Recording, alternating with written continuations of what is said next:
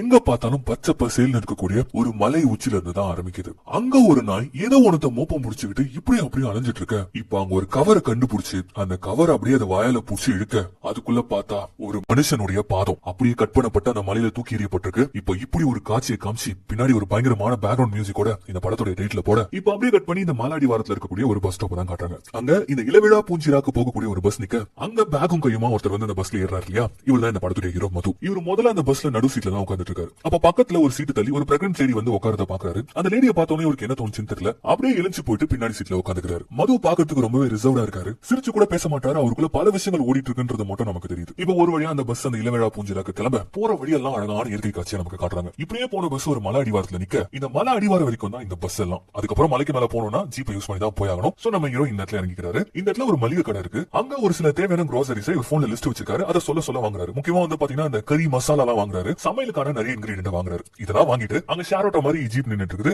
ஜீப்ல மட்டும் தான் மேல போக முடியும். இப்ப அப்படியே அந்த ஜீப்ல ஏறி உட்கார இப்ப இன்னுமே அந்த ஜீப் ஆனது பாத்தீங்கன்னா மேல போகுது. அப்படி உயர போக இந்த வண்டியில இருந்தவங்க கொஞ்சம் கொஞ்சமா இறங்க கடைசியா ஒரு இடத்துல இந்த ஜீப் வந்து பாத்தீங்கன்னா நம்ம ஹீரோ டிராப் பண்ணுது. அப்படி டிராப் பண்ணிட்டு அந்த ஜீப்புடைய டிரைவர் ஒரு விஷயத்த சொல்றாரு. சார் நாளைக்கு தண்ணி எடுத்துட்டு வந்துடுறேன் சார், அது வரைக்கும் கொஞ்சம் அட்ஜஸ்ட் பண்ணிக்கோங்க சார் சொல்லிட்டு சார் சொல்ற இந்த இடத்துல தான் நம்ம ஹீரோ ஒரு போலீஸ் ஆபீசர் என்ற ஒரு விஷயமே தெரிய வருது. ஆக்சுவலி நம்ம ஹீரோ மது ஒரு போலீஸ் ஆபீசர். போலீஸ் ஆபீசருக்கு இந்த காட்டுல என்ன வேலை அப்படின்னு ஒரு கேள்வி கேட்கும் போதுதான் இந்த இளவிழா பூஞ்சிரா அப்படின்ற செழுமையான பகுதியில இருக்கக்கூடிய ஒரு உயரமான மலை தான் இது. இந்த மலையில வந்து பாத்தீங்கன்னா அடிக்கடி பயங்கரமா மழை பெய்யுறது மட்டும் இல்லாம கண்ணா அப்படின்னான்னு வந்து மின்னல் அடிக்கும். தொடர்ந்து இந்த இடத்துல மின்னல் தாக்கப்பட்டு நிறைய பேர் இறந்து போனதுனாலும் அது மட்டும் இல்லாம இந்த மலையுடைய உச்சில இந்த சிட்டி போலீஸ் டிபார்ட்மெண்ட்டுக்கு தேவையான இந்த வாக்கி டாக்கி எல்லாம் யூஸ் பண்ணுவாங்க கம்யூனிகேஷன் டவர், அதுவும் இருக்கிறதுனாலயும் இந்த மலை உச்சில ஒரு போலீஸ் ஸ்டேஷன் இருக்கு. இப்ப அந்த இடத்துக்கு டிராவல் பண்ணி தான் நம்ம ஹீரோ போயிட்டு இருக்காரு. ஆல்ரெடி மலை வந்து இறக்கி விட்டு போயிருக்காங்க. இன்னும் காட்டு பகுதிக்குள்ள போகுது. இன்னுமே டீப்பா நம்ம ஹீரோ இப்ப உள்ள போக அப்போ ஒரு இடத்துல தண்ணி எல்லாம் போயிட்டு இருக்கு. அந்த இடத்துல கால கழுவுறாரு. அப்படி கால கழுவும் போது அந்த கரையோரமா இருக்கக்கூடிய செடிகள் முழுக்க ரத்தங்கள் படிஞ்சிருக்கிறத பாக்குறாரு. இத பார்த்தா ஒரு நிமிஷம் ஒரு மாதிரி பயப்படுறாரு. காட்டு பகுதிக்குள்ள இந்த மாதிரி ரத்தங்கள் பாக்குறது சகஜம் தான். ஆனா இதை பார்த்துட்டு நம்ம ஹீரோ பயப்படுறாரு. இந்த இடத்துல ஒரு நிமிஷம் கூட இருக்க கூடாதுன்னு சொல்லிட்டு அந்த இடத்தை விட்டு முதல்ல கிளம்புறாரு. இப்ப இப்படி ரொம்பவே சிரமப்பட்டு ஒரு வழியான மலை உச்சிக்கு வந்தாடுறாரு. இந்த உச்சிக்கு மேலதான் அந்த போலீஸ் ஸ்டேஷன் இருக்கு. இன்னும் மேல ஏறி போகணும். ஆனா போறதுக்கு முன்னாடியே பாட்டிலும் கையுமா உட்காந்துட்டாரு.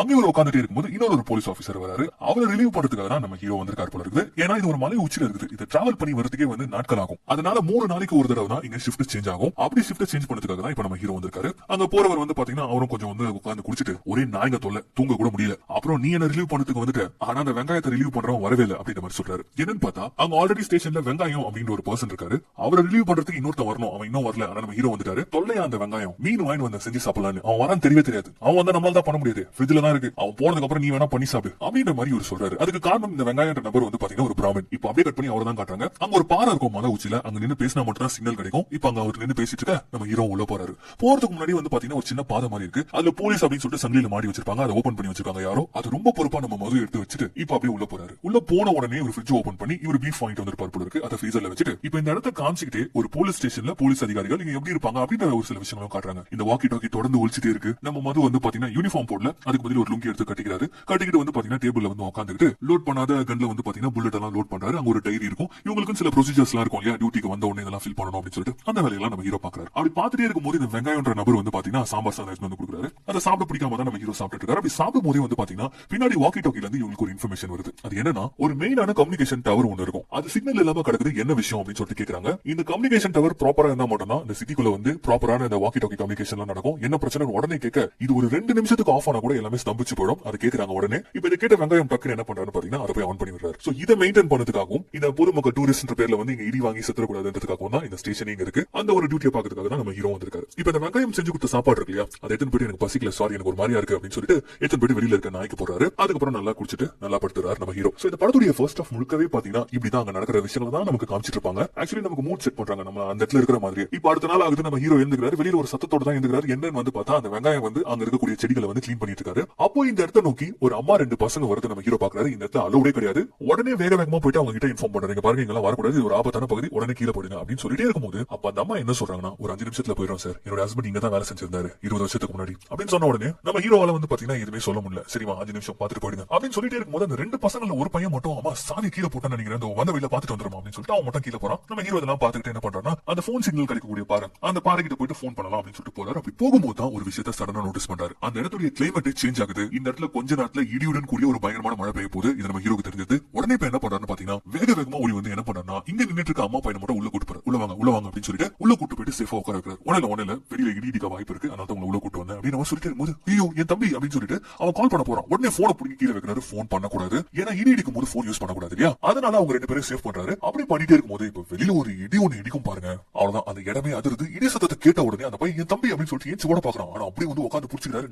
நகராத சொன்னா கேளு அப்படின்னு சொல்லிட்டு இப்ப கொஞ்ச நேரத்துலயும் வந்து பாத்தீங்கன்னா அந்த இடமானது அப்படியே வந்து பாத்தீங்கன்னா கொஞ்சம் காம் டவுன் ஆகுது. அவ்வளவுதான், இந்த பையன் அப்படியே வெளில ஓட ஆரம்பிக்கிறான். இவனை காப்பாத்துறதுக்காக நம்ம ஹீரோ ஓடாரு. அங்க போய் பார்த்தா தான் தெரியுது அவங்க தம்பி மேல இடி விழுந்து அந்த பையன் இறந்தே போயிட்டான். அவ்வளவுதான், இதை பார்த்து அந்த அம்மா கதறாங்க. அந்த அம்மாவை பிடிச்சிட்டு ப்ளீஸ்மா போகாதீங்கம்மா நம்ம ஹீரோ அந்த அம்மாவை பிடிச்சிக்கிறாரு. அவ்வளவுதான், இப்ப இவங்க இன்ஃபார்ம் பண்ணி ஆகணும். சோ இவங்க வந்து பாத்தீங்கன்னா நீட்டா அவங்க யூனிஃபார்முக்கு போயிடுறாங்க. இன்ஃபார்ம் பண்றாங்க. அந்த பையனுடைய பாடியை ஆம்புலன்ஸ்ல எடுத்துட்டு போறாங்க. இந்த காட்சி நம்ம ஹீரோ பார்க்கும்போது ரொம்ப கஷ்டப்படுறாரு. கொஞ்ச நேரத்துக்கு முன்னாடி பார்த்த பையன் கறிக்கட்டியா கிடக்கணும் அப்படின்னு சொல்லிட்டு இந்த மாதிரி சீன்ஸ் வச்சுதான் நம்ம ஹீரோடைய கேரக்டர்ஸ் அவர் எப்படிப்பட்டவர்ன்றதை நமக்கு காட்டுறாங்க. என்ன பண்றது, போலீஸ் வாழ்க்கையில் இதெல்லாம் பார்த்துதான் ஆகணும். சோ இப்படி ஒரு சம்பவத்தோடய அந்த நாள் முடிவு பெற அன்னைக்கு ராத்திரி நம்ம வெங்காயத்துக்கிட்ட ஒரு விஷயம் சொல்றாரு நம்ம ஹீரோ. சார், உங்களை ரிலீவ் பண்ண சுதீப் வரணும்ல சார், வரும்போது 2 பேக்கெட் சிகரெட் வாங்கிட்டு வர சொல்லுங்க சார் அப்படின்னு சொல்லும்போது அந்த இடத்துல இந்த வெங்காயம் ஒரு விஷயத்த சொல்றாரு. இவர் நேத்தே வந்து ரிலீவ் ஆயிருக்கணும். ஆனா அந்த சுதீப்ன்ற ஆளு இன்னும் வரல. அவனுக்கு போன் பண்ணா மெசேஜ் பண்ணா கூட அவன் எடுக்கல. அவன் வரும்போது தான் வாங்கிட்டு வந்தா ஏதாவது வாங்கிட்டு வரணும். அவன் மட்டும் நாளைக்கு காலைல வரலனா நாளைக்கு காலைல நான் கிளம்பி போயிட்டே இருப்பேன் சார். அதுக்கப்புறம் அவன் பதில் சொல்லிட்டோம் சார் அப்படின்ற மாதிரி சொல்லிட்டு இவரு போயிட்டு அமைதியா படுத்து தூங்கிட. இப்ப தனியா யோசிச்சுட்டு தூங்காம இருக்க நம்ம ஹீரோ தான் காட்டுறாங்க. வெயில கொற்ற மழை, இடியும் மின்னலுமா அந்த இடத்தோட அட்மாஸ்பியர், இதெல்லாத்தையும் நம்ம ஹீரோ பார்த்துட்டு அப்படியே தூங்காம உட்காந்துட்டு இப்ப அப்படியே கட் பண்ண அடுத்த நாள் வெங்காயம் சொன்ன மாதிரியே வந்து பாத்தீங்கன்னா கிளம்பிடுறாரு. போகும்போது நம்ம ஹீரோ கூப்பிட்டு நேத்து அடிச்ச மழையில இங்க டவர் சாஞ்சிருச்சு,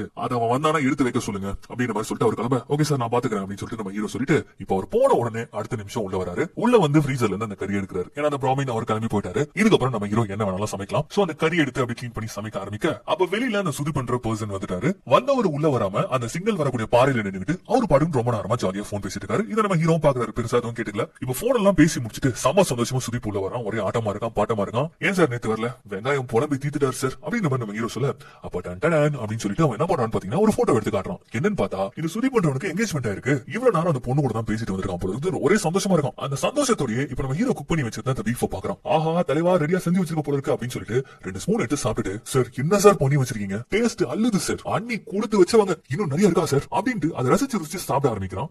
நிறைய பண்ணிருக்க நீ சாப்பிட்டு அப்படின்னு சொல்லிட்டு ஹீரோ சொல்றாரு. ஆனா அவன் சாப்பிட்டு பாட்டே இருக்கும்போது திடீர்னு வெளில போயிட்டு வாமிட் பண்ண ஆரம்பிச்சாரு. என்ன சார் ஆச்சு அப்படின்னு சொல்லிட்டு கேட்கும்போது சின்ன பையன்பா மின்னல் அடிச்சு கறிக்கட்டையா கிடந்தான். அவன் உடம்புல இருக்க சதெல்லாம் கருகி போய் அதை பார்த்ததுல இருந்து எதுவுமே சாப்பிட முடியலப்பா அப்படின்ற மாதிரி நம்ம ஹீரோ சொல்ல ஆனா கவலை விடுங்க சார் அதெல்லாம் நான் சாப்பிட்டுக்கிறேன் அப்படின்ற மாதிரி சொல்லிட்டே இருக்கும்போது நம்ம ஹீரோ சொல்றாரு. நீ டவர் விழுந்துருச்சு, அது வெங்காயம் உன்னதான் எடுத்து வைக்க சொன்னாரு போது வச்சுட்டானா ஒரு வேலை எனக்கு வச்சுட்டானா சரி ஓகே ஒரு கை மட்டும் கொடுங்க சார் அப்படின்னு சொல்லிட்டு இவங்க 2 பேரும் ஒன்னா சேர்ந்துட்டு அந்த டவரை ரெடி பண்றாங்க. அந்த டவரை ரெடி பண்ணிட்டே இருக்கும்போது வாக்கி டாக்கில வந்து என்னாச்சு ஒரு சிக்னல் ஒர்க் ஆகலையா அப்படின்னு சொல்லிட்டு கேக்குறாங்க. அட இருங்க சார் விழுந்துருச்சு அதான் நாங்க ரெடி பண்ணிட்டு இருக்கோம் அப்படின்னு சொல்லிட்டு இந்த சுதி பண்றவன் அந்த வேலையை பார்த்துக்கிட்டு இப்ப திடீர்னு நம்ம ஹீரோ கூப்பிடுறோம். சார் சார் இங்க வாங்க சார் அப்படின்னு சொல்லிட்டு நம்ம ஹீரோ என்னன்னு வந்து பார்த்தா பிங்கி மேலயும் நேற்று இடி வந்திருக்கு போல இருக்கே அப்படின்னு சொல்லிட்டு இவன் சொல்றான். இவன் சாதாரணமா சொல்லிட்டு போயிட்டான். ஆனா நம்ம ஹீரோ வந்து அப்படி எட்டி பாக்குறாரு. என்னன்னு பார்த்தா அங்க சில நாய்கள் சுத்திட்டு இருந்தது இல்லையா, அதுல அம்மா டாக் மேலயும் வந்து இடி விழுந்திருக்கு. இதை பார்த்தோன்னா நம்ம ஹீரோக்கு வந்து பாத்தீங்கன்னா ஒரு மாதிரி மனசு கஷ்டமாயிடுது. அப்படியே இப்ப அந்த இடி விழுந்த இடத்தையும் பாக்குறாரு. இந்த இடத்துல தான் இடி விழுந்துச்சு அப்படின்னு சொல்லிட்டு பாக்குறாரு. இப்ப அடுத்த சீனே வந்து பாத்தீங்கன்னா அழகா அந்த இறந்து போன டாகுடைய சடலத்தை கொண்டு வந்து அங்கேயே ஒரு பள்ளம் தோண்டி அதுக்கு வந்து இறுதி மரியாதை எல்லாம் பண்ணி அதை புதைக்க இதுல இருந்தே நம்ம ஹீரோட இறக்க குணம் என்னன்றது தெரியுது. ஒரு பக்கம் நம்ம ஹீரோ இப்படி காட்ட இன்னொரு பக்கம் அந்த சுத்தி இதை பத்தி எல்லாம் கவலையே இல்ல. அவன் என்ன பண்றான்னு பாத்தீங்கன்னா ஒரு லெவல் வரைக்கும் இவங்களுடைய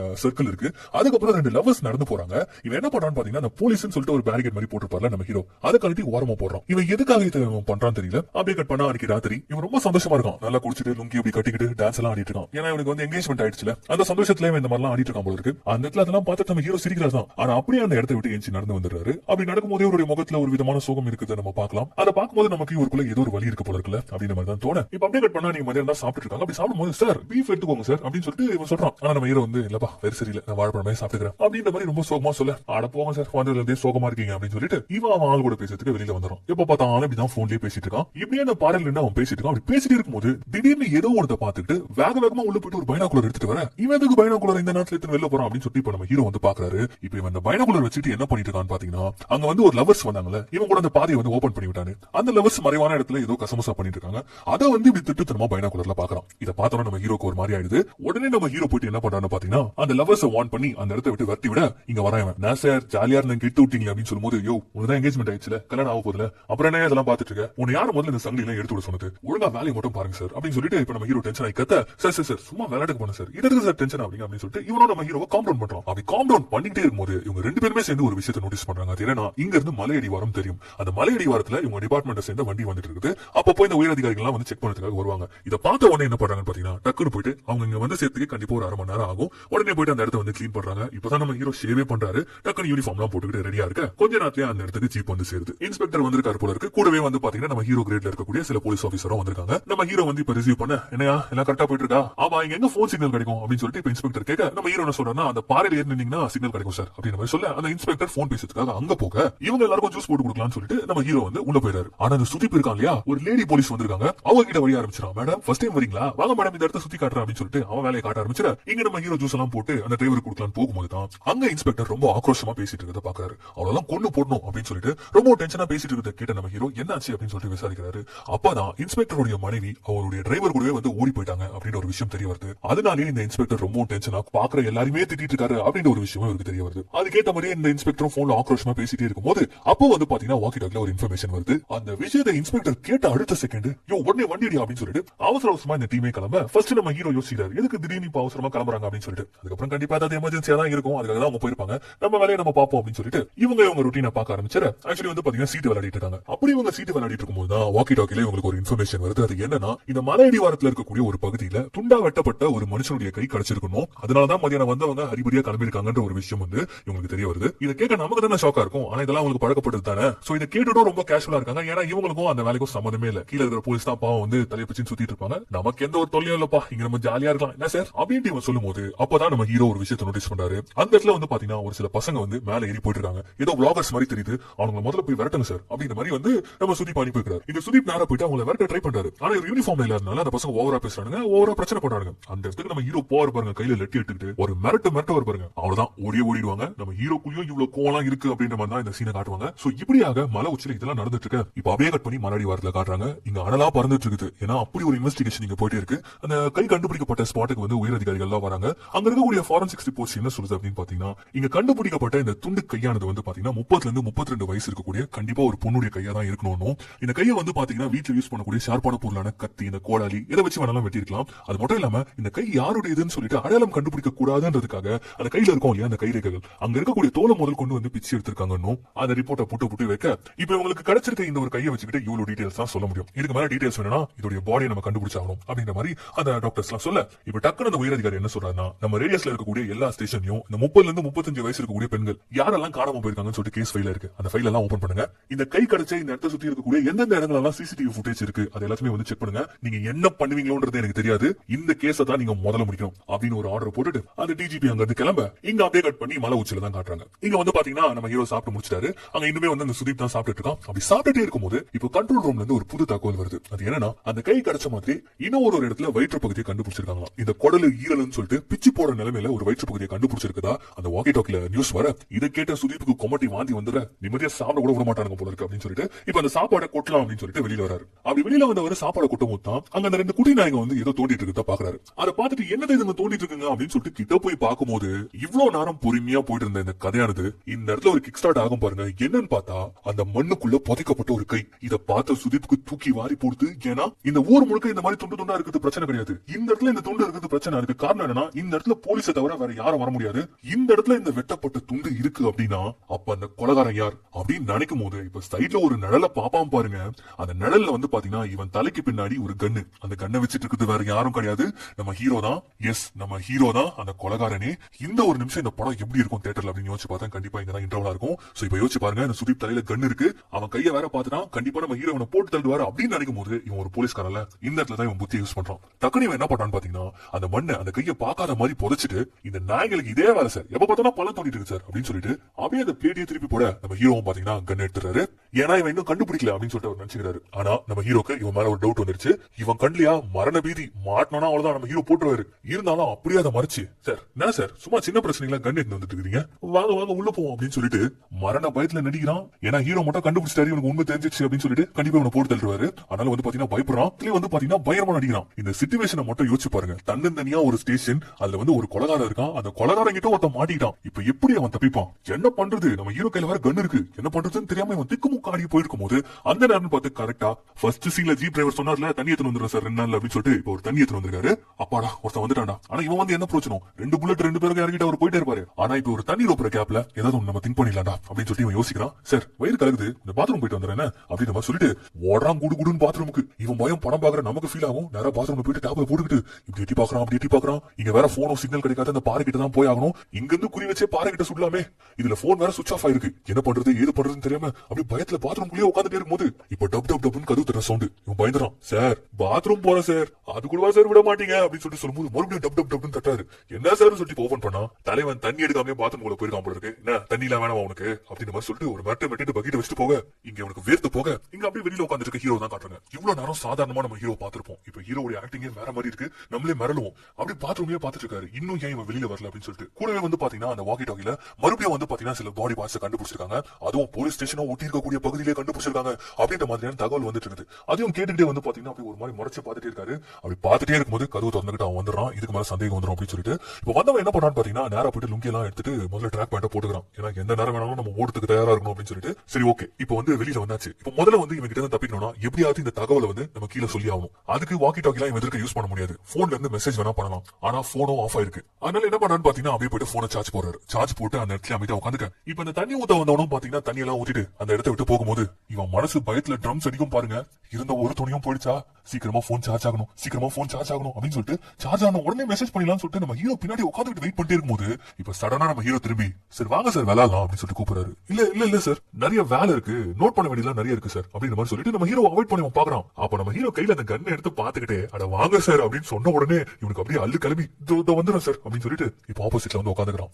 பயந்துகிட்டே கார்டு விளையாடிட்டு இருக்கான். அந்த கார்டு விளையாடிட்டே இருக்கும்போது பாத்தீங்கன்னா வாக்கி டாக்கில இன்னும் பல இடங்கள்ல பல உடல் பாகங்களை கொஞ்சம் கொஞ்சமா கண்டுபிடிச்சிட்டு இருக்காங்க. அப்படின்ற தகவல் வர வர இவன் கையெல்லாம் உதற ஆரம்பிக்குது. இந்த சீட்டு கட்டெல்லாம் தடுமாறி கீழே விட ஆரம்பிக்குது. அப்ப நம்ம ஹீரோ வந்து பாத்தீங்கன்னா என்னத்துக்கு இப்படி டென்ஷனா இருக்க இந்த நியூஸ் எல்லாம் கேட்டுட்டா அவன் யாரும் பெங்காலி தான் கொலை பண்ணிருப்பாங்க நீ சொன்னல அப்படின்னு சொல்லும் போது அப்ப முறைச்சுக்கிட்டே அவன் சொல்றான். அவன் கண்டுபிடிக்கும் போது தெரியும் கொலை பண்ணது பெங்காலியா இல்ல மலையாளியான்னு சொல்லிட்டு. ஆமா நீங்க எதுக்கு இந்த கேஸ்ல அசால்ட்டா இருக்கீங்க அப்படின்ற மாதிரி இப்போ ஒரு கேள்வி கேட்க அதுக்கு நம்ம ஹீரோ கேட்கிறாரு. சரி இந்த கொலையை பத்தி உனக்கு என்ன தெரிஞ்சுக்கணும் அப்படின்னு கேட்கிறாரு.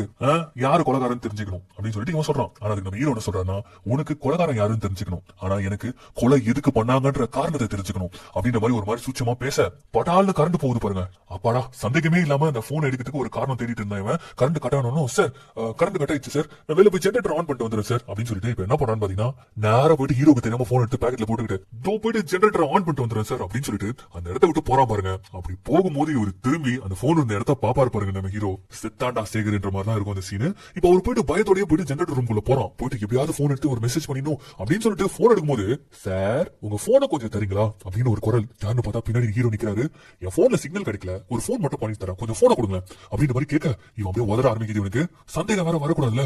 அதனால பயந்து போயிட்டு இப்ப என்ன பண்ணானு எனக்கு வேற வழியில அந்த போனை கொடுக்க இப்ப நம்ம ஹீரோ அந்த போன் எடுத்துக்கிட்டு அப்படியே அந்த பார பக்கம் தள்ளி வராரு. அவன் அங்கிருந்து பார்த்து முடிக்கிறான் திருத்திருந்து என்ன பண்றாரு இவரு அப்படின்னு சொல்லிட்டு இவர் போன் பேசுற மாதிரி தான் இருக்கு. ஆனா நம்ம தலைவன் என்ன பண்றாருன்னு பாத்தீங்கன்னா அந்த போன்ல இருந்து சிம் கார்டு எடுத்து அப்படியே அந்த பாறையில தரத்தரன்னு தேய்ச்சு மறுபடியும் சிம் கார்டை போட்டுட்டு சிக்னலே கிடைக்கலங்க அப்படின்னு சொல்லிட்டு போனை கொடுத்துட்டு போக ஒய்யால போன் இருந்தா தான் நான் இன்ஃபார்ம் பண்ணுவேன் அப்படின்ற மாதிரி ஒரு வில்லத்தனமா பாத்துட்டு போவாரு பாருங்க.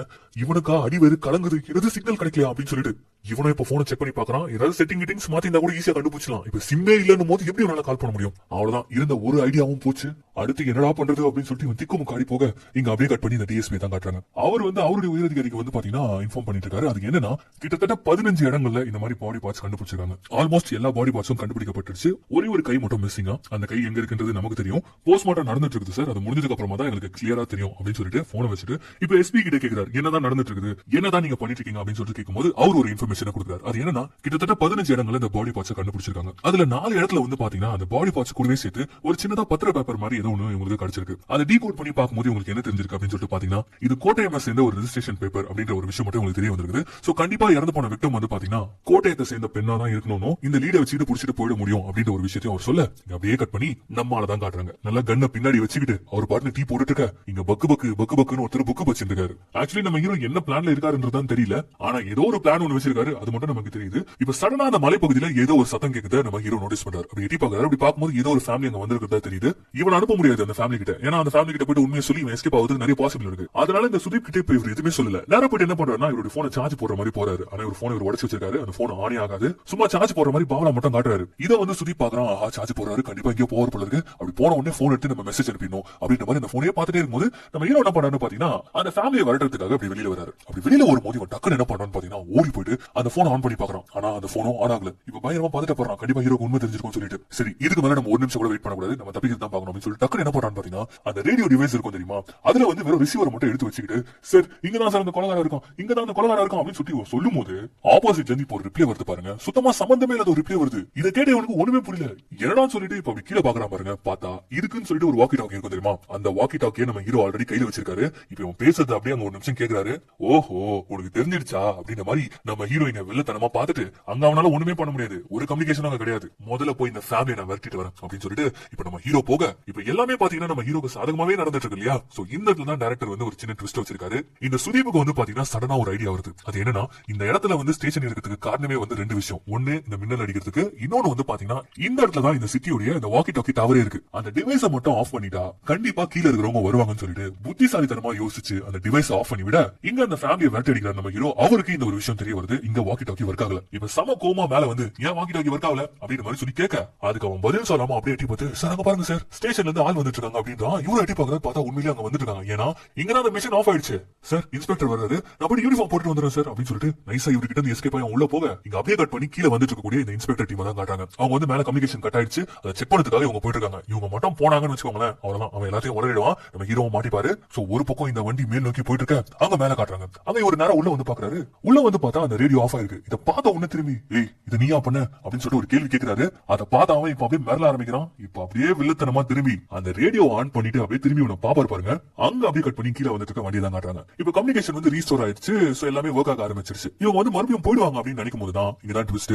இன்ஸ்பெக்டர் என்ன சொல்றான்னா பரவாயில்ல இவ்வளவு தூரம் வந்துட்டோம்ல அங்க ஒரு இடம் பாத்துட்டே போயிடலாம் அப்படின்னு சொல்லிட்டு இவங்க பின் வாங்காம மேல் நோக்கி வர இந்த படத்தை பார்த்துட்டு நமக்கு தான் டென்ஷன் ஆகும். ஐயோ இப்ப என்ன ஆக போதும்னு சொல்லிட்டு அப்படி நம்ம டென்ஷனா இப்ப பாத்துட்டு இருக்கும் போது கரெக்டா இப்ப மேல வந்து ஜீப் வந்து நிக்குமா. இந்த இன்ஸ்பெக்டர் சம வேகமா வந்து உள்ள டேபிள் உட்கார யோ ஏதாவது குடிக்கிட்டு கூடியா அப்படின்னு சொல்லிட்டு கேட்கிறாரு. நான் காஃபி போட்டு தரேன் சார் அப்படின்னு சொல்லிட்டு நம்ம ஹீரோ காஃபி போட போறாரு. எஸ் இந்த இடத்துல நம்ம ஹீரோ மட்டும் தான் இருக்காரு. அப்படி காஃபி போட போகும்போது அந்த இடத்துல மீதி இருக்க அந்த போலீஸ் ஆபீசர் அந்த ஓரமா போலான்னு பாக்குறாங்க. மழை வருமா மேடம் அங்க போகாதீங்க, மழை வர மாதிரி இருக்கு, இடி இருக்கிற மாதிரி இருக்கு, உள்ள வாங்க அப்படின்னு சொல்லிட்டு நம்ம ஹீரோ கூப்பிடுறாரு. அவங்க மூணு பேரும் உள்ள வந்துறாங்க. இப்ப இந்த லேடி போலீஸ் வந்து பாத்ரூம் போறாங்க. இவர் கை காட்டுறாரு, உள்ள பாத்ரூம் இருக்கு மேடம் நீங்க போய்க்கோங்க அப்படின்னு சொல்லிட்டு அப்பதான் அவர் கேட்கிறாரு இன்ஸ்பெக்டர் எங்க இன்னொருத்தர் நான் எங்க அப்படின்னு சொல்லிட்டு கேட்கும்போது சார் அவர் குளிக்க போயிருக்காரு சார், அங்க ஒரு நதி இருக்குல்ல அங்க போயிட்டு குளிச்சுட்டு வந்துறான்னு போயிருக்காரு சார். போது சரி சரி ஏதாவது போட்டு கொடு, கீழே போனாலே நசன்றானுங்க, அதான் கொஞ்ச நேரம் இங்க உட்காந்துட்டு போலான்னு வந்திருக்கேன் அப்படின்ட்டு இப்ப இவரு என்ன பண்றாருன்னு பாத்தீங்கன்னா அவருக்கு உச்சா வருதுன்னு சொல்லிட்டு அந்த மலை ஓரமா போகும்போது அப்ப சடனா நம்ம ஹீரோ நிறுத்துவாரு பாருங்க. சார் அந்த பக்கம் போகாதீங்க, காலையில தான் ஒரு பாம்பு பார்த்தேன் அப்படின்னு மாதிரி சொல்ல நல்ல வேலையா சொன்னேன், சரி இந்த பக்கம் போட்டுமா அப்படின்னு சொல்லிட்டு வேற ஒரு பக்கமா அவர் போக இப்பதான் இந்த இடத்துல காட்டுறாங்க எதுக்காக நம்ம ஹீரோ வந்து மத்தவங்களையும் இன்ஸ்பெக்டர் இந்த பக்கம் விடலன்னு சொல்லிட்டு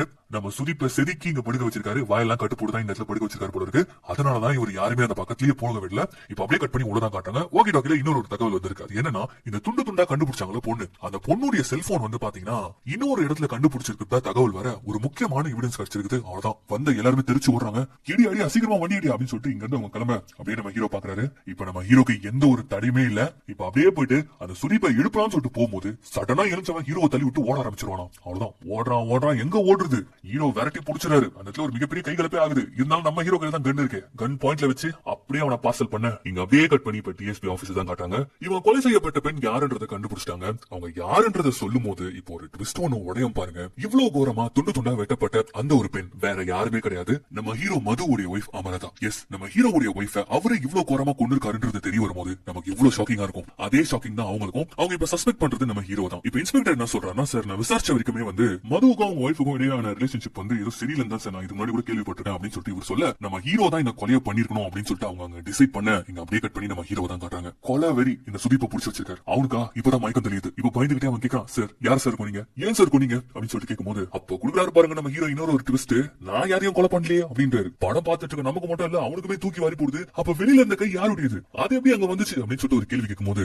அது என் மனைவி அமரதாவுடையது அப்படின்னு சொல்லும் போது ஒரு இடி ஒன்னு இடிக்கும் பாருங்க. இதை கேட்ட இவனுக்கு கதி கலங்கி போகுது. சொந்த ஒய்ஃப் இப்படி கோரமா கொண்டிருக்காருன்னு சொல்லிட்டு ஏன் சார் கொண்டீங்க, எதுக்கு சார் கொண்டீங்க அப்படின்னு சொல்லி கேட்கும்போது நான் தான் கொல்லன்னு சொல்றேன்டா அப்படின்னு சொல்லிட்டு ஒரு கத்துவாரு பாருங்க. இவன் மூச்சே நின்னு போயிடும். இதை பார்த்துட்டு இருக்க நமக்கு ஒண்ணுமே புரியாது. இவர் தான் ஃபர்ஸ்ட்ல இருந்து எல்லா வேலைகளும் பண்றாரு. இவன் எதுக்கு புடிச்சு வச்சிருக்காரு, அது தன்னுடைய மனைவியுடைய கைதான் சொல்லிட்டு இவையா சொல்றாரு. ஆனா இவர் கொலை பண்ணலன்னு சொல்றாரு. என்னதான் இங்க நடக்குது அப்படின்னு சொல்லிட்டு நம்ம யோசிச்சிட்டே இருக்கும்போது இப்ப நம்ம ஹீரோ ரிவீல் பண்றாரு பாருங்க. இதுதான் இந்த படத்துடைய மிகப்பெரிய ட்விஸ்டோட ஆரம்பம். நம்ம மதுக்கு ஒரு சில வருடங்களுக்கு முன்னாடி கல்யாணம் இருக்கு. கல்யாணம் ஆன முதலிரவு அப்பதான் இவருக்கு தெரியவே வரும் இவருக்கு ஆண்மை இல்லைன்னு சொல்லிட்டு. அதுக்கப்புறம் நிறைய ஹாஸ்பிட்டல் போயிருக்காங்க, ஏதோ சிண்ட்ரம்னு சொல்லிட்டு நிறைய ட்ரீட்மெண்ட்லாம் எடுத்திருக்காங்க. ஆனா கடைசி வரைக்கும் இவருக்கு சரியாகல. இப்படி ஒரு சிச்சுவேஷன்ல ஒரு ஆணுடைய மனநிலைமை எப்படி இருக்கும்? சோ ஆல்ரெடி ரொம்பவே மன உளைச்சலுக்கு ஆளாகி ரொம்பவே மனநொந்து போயிருந்த அந்த ஒரு சமயத்துல தான் தான் மனைவி இன்னொருத்தங்க கூட அஃபேர்ல வேற இருக்காங்க அப்படின்ற ஒரு பேரிடியும் அவருக்கு விழுது. அவ்வளவுதான், உயிரோட செத்து போறாரு. எந்த ஒரு ஆணுக்கும் சரி பெண்ணுக்கும் சரி வரக்கூடாத ஒரு வலி. இப்படி ஒரு பெயினான கதையை ஒரு சொல்ல ஆரம்பிக்கும் போது கண்டிப்பா இந்த ஒரு வலினாலதான் அவங்களை கொலை பண்ணிருப்பாரு அப்படின்னு சொல்லிட்டு நம்ம நினைப்போம். ஆனா அங்க நடந்த கதையை வேற. நம்ம ஹீரோ விட்டுட்டு இருக்காரு. அவங்க மனைவி அஃபேர்ல இருக்கிறது அவர் கண்டுக்கவே இல்லை. அதுக்கு காரணம் அவங்க குறை சொல்ல முடியாது. ஏன்னா குறை இவருக்கு தான் இருந்தது. சோ அதனாலேயே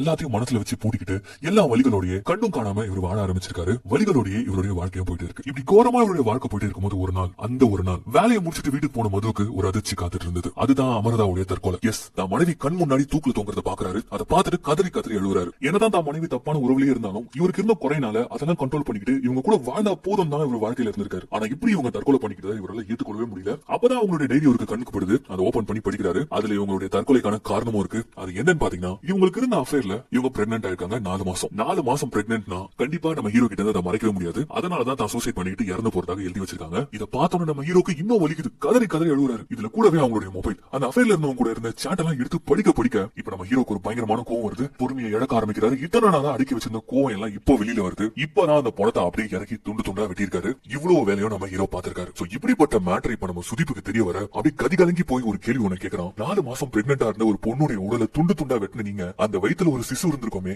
அது என்ன பண்ணீங்க அப்படின்னு சொல்லி கேட்கும்போது, என் பொண்டாட்டி ஒரு இன்னசென்ட், நானும் ஒரு இன்னசென்ட் தான். ஆனா எங்க 2 பேருக்குள்ள ஒருத்தன் வந்து வெறும் என் மனைவி உடலுக்காக அவளை ஏமாத்தி அவளை அம்போன்னு விட்டு போனான் இல்லையா, அவனுக்கு தாண்டா அதை சமைச்சு கொடுத்தான் அப்படின்னு சொல்லிட்டு இப்ப கன் எடுத்து இவன் நெத்தில வெப்பாரு பாருங்க. இந்த சீனை தியேட்டர்ல பாக்கும்போது யோசிச்சு பாருங்க. அந்த பேக்ரவுண்ட் மியூசிக்கும் இதை கேட்டு அந்த சுதீப் வாமிட் பண்றதுக்கும், எஸ், அந்த கல்பிரேட் வேற யாருமே கிடையாது, இந்த சுதீப் தான். 3 நாளா டேஸ்டா இருக்குன்னு இவன் சாப்பிட்டது பீஃப் கிடையாது, இவன் செஞ்ச பாவம். இதுதான் படத்துல பங்கமான ட்விஸ்ட். இவன் தான் அஃபேர்ல இருந்திருப்பான். இதெல்லாம் அவங்க சாட்ஸ் எடுத்து படிக்கும் போது தான் நம்ம ஹீரோக்கு தெரிய வந்திருக்கும். இதுக்கப்புறம் தான் நம்ம ஹீரோ ஸ்கெட்சே போட்டிருப்பாரு. இப்படி ஒரு மேட்டர் இங்க ட்விஸ்டா ரிவீல் ஆக நம்ம ஹீரோ என்னென்னலாம் ஸ்கெட்ச் போட்டிருக்காருன்றது இப்ப அங்க ரிவீல் ஆகுது பாருங்க. இப்ப அப்படியே கட் பண்ணி அந்த டிஎஸ்பி கிட்ட தான் அவங்க பேசிட்டு இருக்கும்போது, இவ்வளவு நேரமா இங்க ஹீரோ தான் கொலை பண்ணிருப்பாரு அப்படின்ற ஒரு கன்க்ளூஷனுக்கு இவங்க வந்துட்டாங்கல்ல. ஆனா அந்த சமயத்துல கரெக்டா ஒரு கான்ஸ்டபிள் போன் எடுத்துட்டு வராரு. சைபர் கிரைம்ல அந்த பொண்ணுடைய போனை செக் பண்ணி பார்த்ததுல அந்த பொண்ணு இந்த சுதீப் கூட அஃபேர்ல இருந்தது அவங்களுக்கும் தெரிய வருது. அது மட்டும் இல்லாம அந்த பெண்ணுடைய உறுப்புகள் போடப்பட்ட எல்லா இடத்துலயும் இந்த சுதீப்புடைய போன் சிக்னல்ஸும் இருக்கு. புரியுதா நம்ம ஹீரோ என்ன பண்ணிருக்கான்னு சொல்லிட்டு. ஏன்னா இப்படி ஒரு கோரத்துக்கு முழுக்க ரீசன் இந்த சுதீப் தான். தண்டனை அவனுக்கு தான் கிடைக்கணும். அதனால இப்படி ஃப்ரேம் பண்ணிருக்காரு. இப்ப இந்த விஷயம்லாம் வந்து பாத்தீங்கன்னா சுதீப்புக்கு ஆப்போசிட்டா அமையுது. அவ்வளவுதான், கீழே குழந்தை விட்டு இந்த நியூஸ் பரவுது. சுதீப் அரெஸ்ட் பண்ணதுக்காக இந்த இன்ஸ்பெக்டர் கூட வந்து பாத்தீங்கன்னா மலையை நோக்கி வந்துட்டு இருக்காங்க. ஆனா அங்க வந்தாதான் இந்த சுதீப் எல்லாம் உண்மையை சொல்லிடுவானே அப்படின்னு நம்ம நினைக்கும் போது தான் அங்கேயும் நம்ம ஹீரோ ஒரு ட்விஸ்ட் வச்சிருக்காரு. அந்த இடத்துல நாய் ஒண்ணு மின்னல் அடிச்சு இறந்து போயிருக்கும். அப்பவே அந்த இடத்துல ஒரு மாதிரி நோட்டீஸ் பண்ணுவாரு. அந்த இடத்துல தான் இப்ப இந்த சுதீப்பை கட்டி போட்டு வச்சிருக்காரு. சம மழை எப்ப வேணாலும் இடிக்கலாம். இவன் கதறான், என்ன விட்டுருங்கன்னு சொல்லிட்டு இவன் அழ ஆரம்பிக்கும் போது கூடவே இருந்தியடா, என்ன பத்தி கொஞ்சம் கூட யோசிக்கல